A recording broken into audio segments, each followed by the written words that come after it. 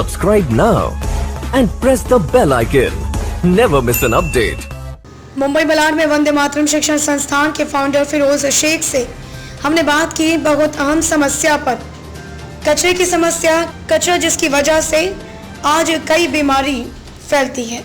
फिरोज शेख जो कई साल से गीला कचरे से खाद बनाने का काम करते हैं और इसका प्रशिक्षण भी देते हैं। फिरोज शेख ने बताया कि उन्हें बीएमसी या जनप्रतिनिधि से सपोर्ट नहीं मिलता। देखिए जिशान आजमी की रिपोर्ट। दर्शकों, स्वागत है आपका न्यूज़ 13 जय हिंद में। इस समय हम मौजूद है गेट नंबर 7 मलाड मालवनी। यहाँ पर हम आए लिटिल वर्ड हाई स्कूल के पास, जहाँ पर हमारे साथ बने हुए हैं फिरोज शेख, जो कि वंदे मातरम शिक्षण संस्था, वंदे मातरम स्पोर्ट एकेडमिक्स के फाउंडर और प्रेसिडेंट है। आज हम इनसे वेस्ट मैनेजमेंट में बात करेंगे। इनका मानना है कि जैसे मुंबई पहले बहुत अच्छी थी, अभी गंदगी बढ़ते जा रही है, और जैसा आप देखेंगे कि देवनार डंपिंग ग्राउंड पे कचरे का पहाड़ बन रहा है, मानखुर्द में कचरे बढ़ रहे हैं। वहाँ के आयु लिमिट, जो एज लिमिट है एवरेज, वो 50 ईयर तक का है। आइए हम फिरोज सर से वेस्ट मैनेजमेंट पे बात करते हैं। फिरोज सर, स्वागत है आपका न्यूज़ 13 जय हिंद में। जैसा कि आप बहुत पहले से कचरे के ऊपर काम कर रहे हैं, सेग्रीगेट करने का, गीला और सूखा कचरा अलग करने का, इसमें आपको बीएमसी सरकार की ओर से कितनी हेल्प मिल रही है और आपने अभी तक कितना काम किया, उसके ऊपर बताइए। मैं आपको बताना चाहूँगा कि वंदे मातरम शिक्षण संस्था के ज़रिए हम पिछले 5 से 6 साल से ये काम कर रहे हैं और काफ़ी अच्छा योगदान यहाँ पे हो रहा है हमारे साथ। हमारे वॉलंटियर्स हैं, हमेशा वो लोगों को जागरूक करते हैं, जागरूक करके उनको प्रेरणा देते हैं कि गीला और सूखा कचरा अलग किया जाए।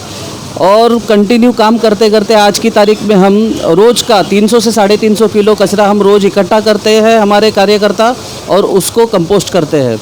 तो ये एक बहुत बड़ी ऐसी तादाद है कि जिसके लिए हम लोग कर रहे हैं काम मालवनी जैसे विभाग में, जहाँ पर चारों तरफ गंदगी है, चारों तरफ जो है हमें कचरे के जो है ढीक देखने को मिलते हैं।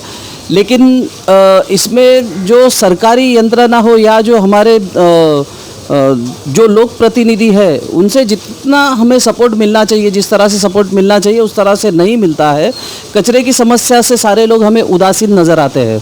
ये बहुत ही अच्छी चीज़ है कि अगर हम हमारा गीला और सूखा कचरा अलग करके रखें, जैसे कि अभी जिशान भाई ने हमें बताया कि देवनार डंपिंग ग्राउंड जो है वो 18 माले का टावर बन गया है। आज वहाँ पर इतना बड़ा पहाड़ बन गया है कि 18 माले का जो है टावर वहाँ पर बन गया है।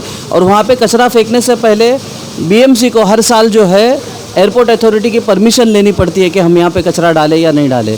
उसी के साथ वहाँ पर आसपास के जो विभाग है, देवनार है या मानखुर्द हो जाए या और भी सटे जो इलाके हैं, वहाँ का जो है आयुर्मान कम हो गया है। और दूसरी बात मैं बताना चाहूँगा कि ये जो मास्क हम लोग अभी लगा रहे हैं कोरोना की वजह से, ये मास्क देवनार डंपिंग ग्राउंड के आसपास के स्कूलों में कंपलसरी हो गया है 3 से 4 साल पहले। हमें उसकी जो है भनक तक नहीं है कि वहाँ पर बच्चे जो है स्कूल में रेगुलर बैठ नहीं सकते, क्योंकि वहाँ पर उतनी घुटन होती है, इतनी घुटन होती है वहाँ पर आसपास के जो भी सटे इलाके हैं देवनार डंपिंग ग्राउंड से, कि वो बैठ नहीं सकते। आज हमें मास्क की अहमियत पता चल रही है, लेकिन देवनार में अगर हम जाए, पूछे बच्चों से, अगर आप छोटे छोटे बच्चों से भी अगर आप पूछते हो तो वहाँ पर मास्क के बगैर कई स्कूल ऐसी है कि उन्होंने मास्क के बगैर बच्चों को बैठने की अनुमति नहीं देते हैं। तो ये अच्छी चीज़ है कि अगर हम अपना विभाग, अपना परिसर, अपना शहर हम अगर साफ़ सुथरा रखें तो ये हम सबके लिए अच्छा है।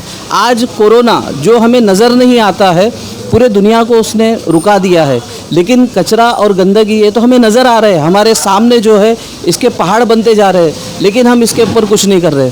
अगर जल्द से जल्द अच्छे और बड़े कदम हमने नहीं उठाए इसको लेकर के, तो ये आने के समय में बहुत ही भयावह स्थिति बनकर हमारे समाज पर ये जो है हमला कर सकता है। फिरोज सर ने जैसा कहा कि आने वाले समय में बहुत ही खतरनाक स्थिति बनेगी, और जैसा कि मानखुर्द के आसपास स्कूलों में वहाँ पर मास्क लगाना कंपलसरी है। और फिरोज सर ने भी बताया कि जैसे उनके पास रोज़ डेली 300 से 350 कचरा आता है, उनका वो खाद बनाते हैं। तो मैं फिरोज सर से ये कहना चाहता हूँ कि आप इस हमारे न्यूज़ के माध्यम से दर्शकों को वेस्ट मैनेजमेंट के ऊपर और आप सरकार से क्या अपील करना चाहिए? इसके लिए मैं आप लोगों से अनुरोध करता हूं कि जो भी स्वयंसेवी संस्था है, जिन किसी को भी वेस्ट मैनेजमेंट के ऊपर अगर कुछ जानकारी चाहिए तो वो हम जानकारी उनको दे सकते हैं। हमारे पास बाकायदा कोर्स है, उस कोर्स के ज़रिए हम सारी चीज़ों की जानकारी उनको दे सकते हैं। एक हम अभी बुक लिख रहे हैं जिसके ऊपर वेस्ट मैनेजमेंट के बारे में सारी डिटेल, सारी जानकारी भी लोगों तक जाएगी।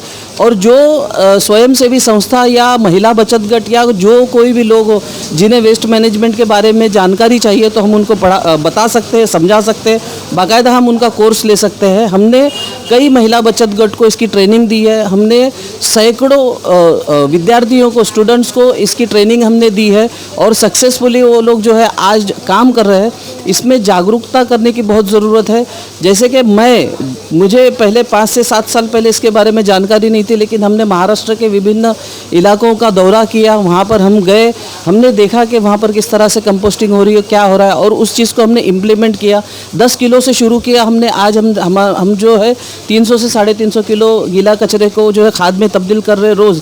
ये हमारे लिए ये बहुत बड़ी चीज़ है, लेकिन आगे हमारा टारगेट है कि हम कम से कम 10 टन तक का कचरा रोज़ का जो है उसको कंपोस्ट करें। ये हमारा टारगेट है इस साल के लिए। और मैं अपील करना चाहता हूँ सारे हाउसिंग सोसाइटीज़ से कि आज बीएमसी ने उनको गीला कचरा खुद का कंपोस्ट करने का कंपलसरी किया है। बीएमसी ने ऐसा नोटिफिकेशन दिया है हर सोसाइटी को कि आप अपना गीला कचरा खुद ख़त्म करें। तो उनको अगर उनके सोसाइटी में करना है तो फ्री ऑफ कॉस्ट हम उनको मार्गदर्शन देंगे।